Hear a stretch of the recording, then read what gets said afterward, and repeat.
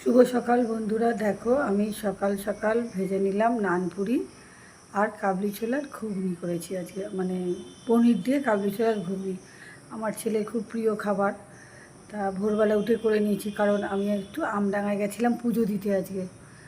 হ্যাঁ, বরকে টানতে টানতে নিয়ে গেছিলাম, সবাই মিলে আমডাঙাতে পুজো দিয়ে আসলাম।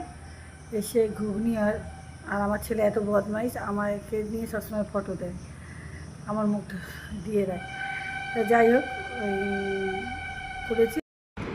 গুড আফটারনুন বন্ধুরা। দেখো প্রতিদিনের মতো আজকেও আমি দুপুরের মেনু নিয়ে চলে আসলাম।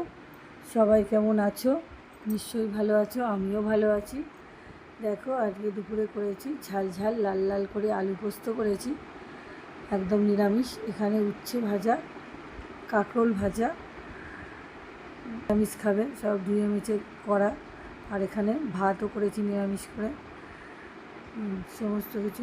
ছেলে আগে একটা তরকারি করেছি, রুটির তরকারি। রুটির তো তোমাদের দেখাইনি। আর এখানে ওকে উচ্ছে আলু ভাজা খুব একটা খাই না, কিন্তু বললাম মাঝে মাঝে খেতে হয়, মাঝে মাঝে একটু বুঝিয়ে বাজিয়ে খাওয়াই। আর এখানে চাপ চাপ করে মুগের ডাল করেছি, কারণ এগুলো সব নিরামিষ করেছি। কদিন মায়াপুরে গেছি তো